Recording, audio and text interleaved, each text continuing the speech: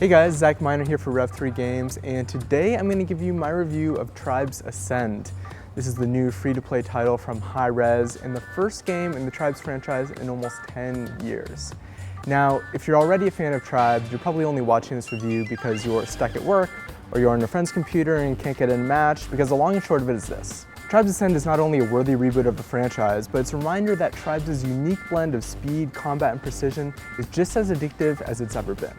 If you've never played a Tribes game before, the major appeal is a combination of jetpack, skiing, and huge open maps. Every class has a jetpack that is essential to survival, and when used in conjunction with skiing, players can fly across the massive maps at super fast speeds. Skiing is activated by holding the spacebar, and it essentially means that your character stops running and starts gliding across the terrain.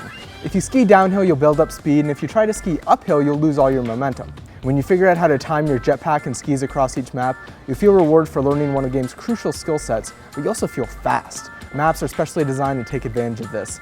Hills and valleys pepper the play area, and amidst the rubble there are level surface alleyways specifically made for epic flag runs and chases. In one level there are iced over rivers, and another they're water-filled pipeways, but either way they're extremely effective at facilitating heart-pounding chases and maintaining player speed. One of the great joys of Tribes is discovering a hill that slopes down to the enemy's flag area, sliding down, snatching the flag, and then running away from the defenders at 150 kilometers per hour.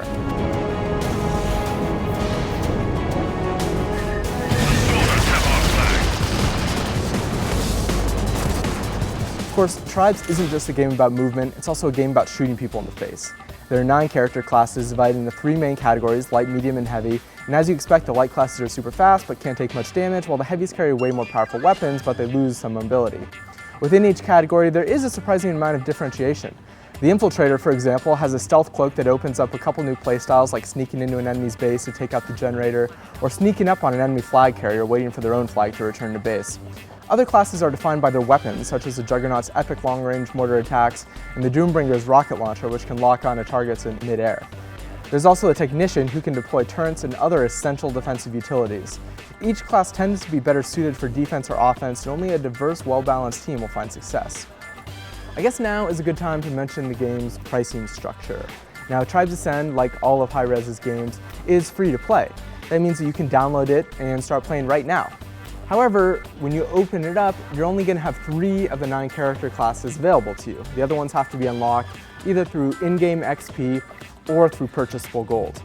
Now, the character classes take anywhere between 200 to 300 gold to unlock, or around 7,000 to 18,000 XP, which is actually a lot of XP. It's going to take you maybe 10 or 15 really good matches just to unlock one character class. A lot of people might take issue with this and accuse games like Tribes Ascend to simply be pay to win, but I don't think this is the case. Now, Tribes is a game of skill, and as such, you can totally hop in and start owning fools with just the 3 starter classes. Players don't necessarily get a tangible advantage by buying additional classes, and a skilled player with the starter classes will still take out an unskilled player who's bought everything. And personally, I'm used to paying for games that I enjoy, so I kind of view the starter edition as a demo. If you like it, then drop a few extra bucks on a class that looks interesting, and if you don't, well, you got to play the game for free. There are also per-class weapons and perks that can be unlocked as well, with upgrades ranging from faster reload speeds to more ammo, and these are unlocked with strictly XP, and I would say they're certainly a worthy investment once you've found your class of choice. There are also 3 vehicles that are available on most maps and game types. There's the Grav Cycle, which is a single-rider motorcycle, the Shrike, a fast-flying vehicle with a cannon, and the Beowulf, which is a powerful tank that can support a driver and an additional gunner. Now, personally, I prefer to spend my per-match credits on airstrikes and supply drops rather than the vehicles, but they certainly have their purpose. They're especially useful for chasing down enemy flag carriers. Now, it is Tribes, and Capture the Flag is of course the cornerstone of the Tribes experience, but there's also an arena mode, a capture and hold mode, team deathmatch, and custom servers. Team deathmatch actually has kind of an interesting spin on it. There's 1 flag, and the team that controls the flag gets 2 points per kill, while the other team only gets 1 point per kill. Custom servers also allow people to set custom rules and game types, like Rabbit, which asks players to chase after a single flag and retain it for as long as possible. If you're a fan of the original Tribes, you're going to see a lot of the old maps that you enjoyed. In fact, they just put in Rain Dance, which was one of the favorites from the original Tribes as well. And graphically, Tribes looks great. It's actually amazing to think that a free-to-play game in 2012 can look basically as good as a $60 retail title.